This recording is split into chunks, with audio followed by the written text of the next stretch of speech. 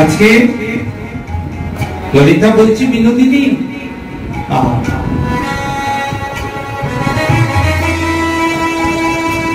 খুলে বল বিনোদিনী তোর কি হয়েছে খুলে বল। এই দেখুন অভিসারের যে মূল্যবান ফল, মূল্যবান কথাটা শুনুন।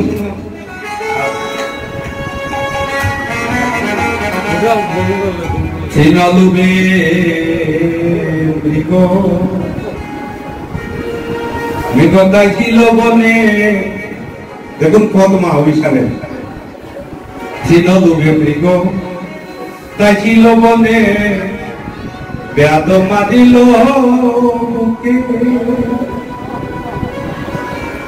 অরে জলের সপরি অরে আহার করিতে। একবার আসতে রাখুন সবগুলা অথার বর্ষি ঠেকিল বুকে রে।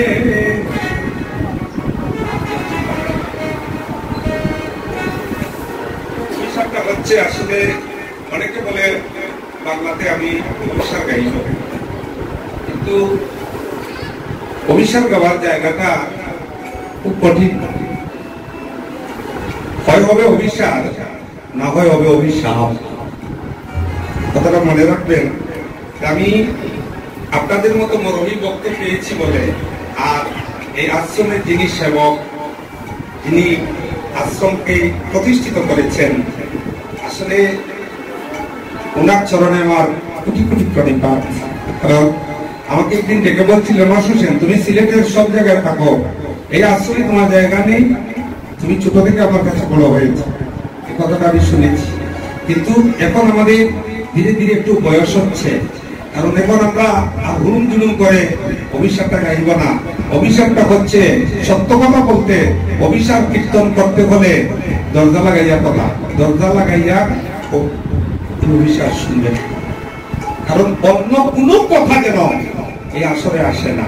এই দেখুন অভিশাপ আমরা গাই, 80% গান গাই আমরা দামাইলে তারা কি নামা, কিন্তু অভিশাপটা কোনো একটা দামাইল গান নেই, কিন্তু আমরা মনোরঞ্জনের জন্য করি।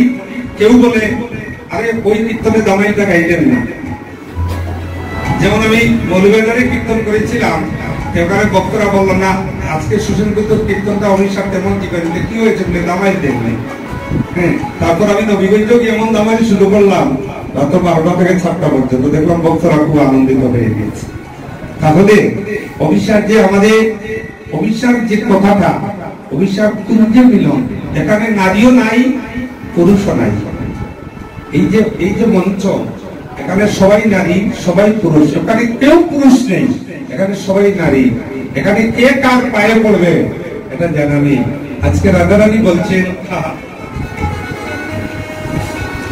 চেনলবে মৃত বাজিল বনে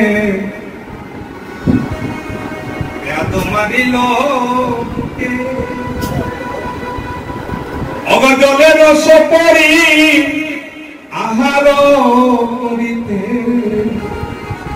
তারপর শীতে কিল বুকের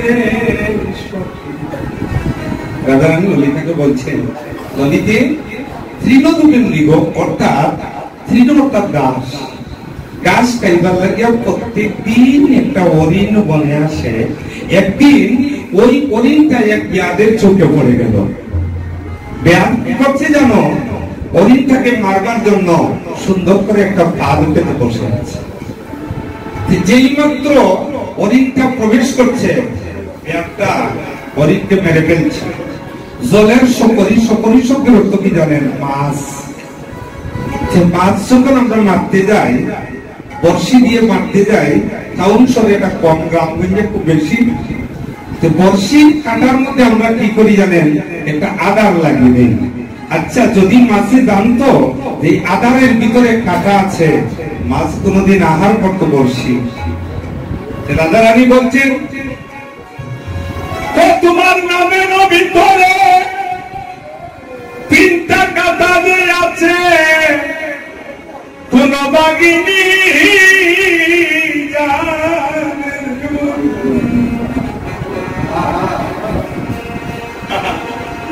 গুণবাগিনী জানে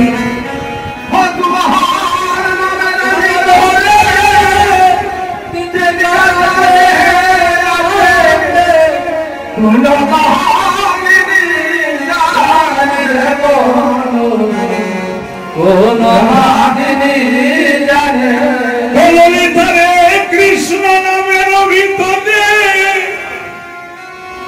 এমন কথা যে আছে কোন বাগিনী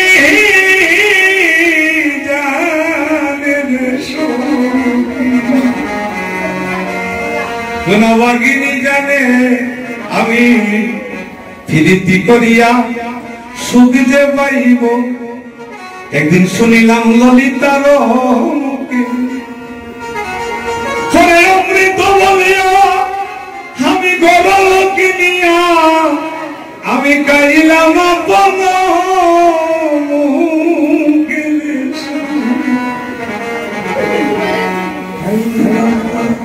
গাইল আপন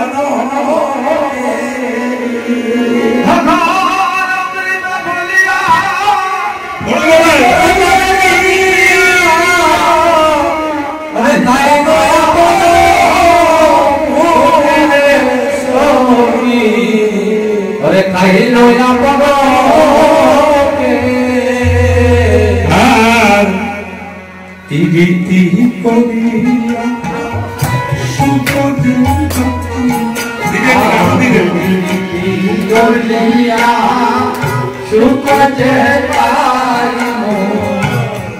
শুনিলাম ললিতার মুখে শুনিলাম ললিতার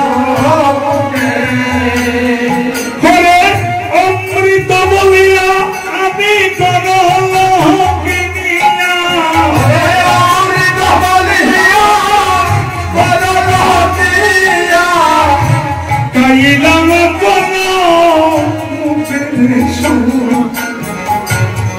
গাইলাম কোন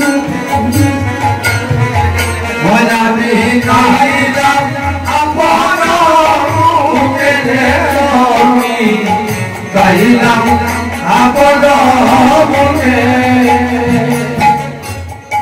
পরিণামে তো দুঃখ হবে বলে তুমি অভাগিনী জানে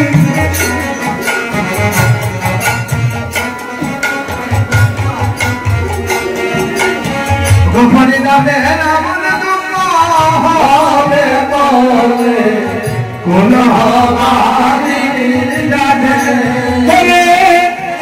পরিণামে এত দুঃখ হবে বলে কোন বাগিনী জানে তুমি অভাগিনী জানে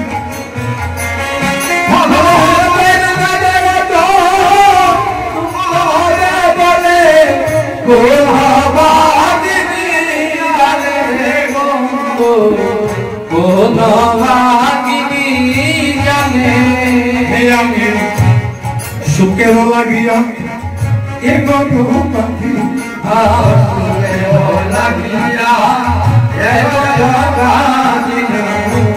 আমার সকলি পড়িয়া গেল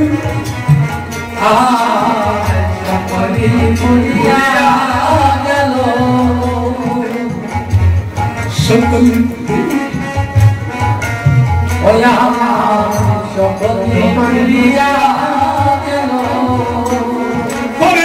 অমৃত সাগরে সিনাগম করিতে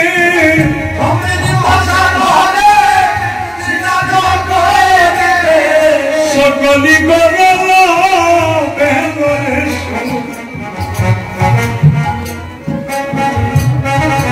অসকিরে গেল গেল আমার সকলি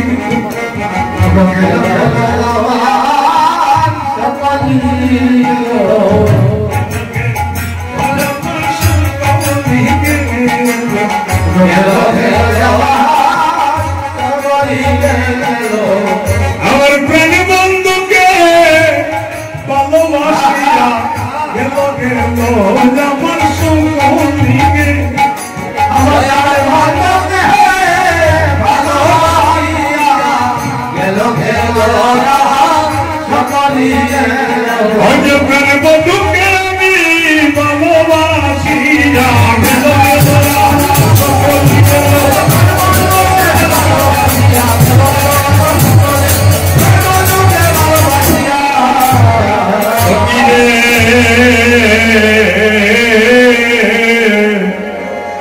আমি কেন গেলাম যমুনার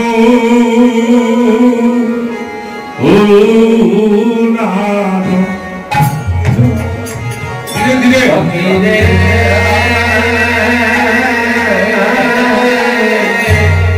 আমি কেন গেলাম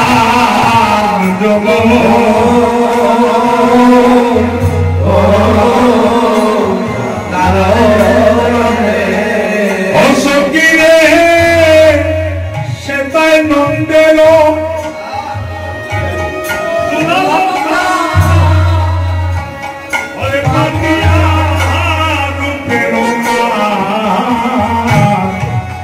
বেদ চলে সখী কদম ফুলে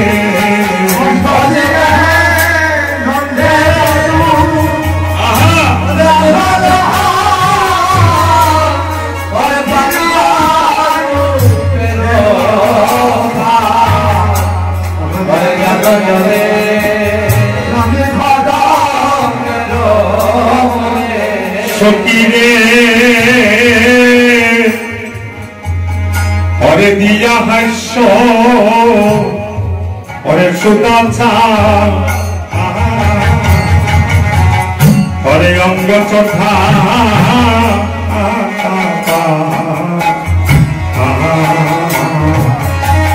সকিয়া কি পাখি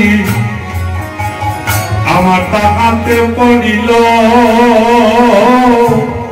ও সখী রে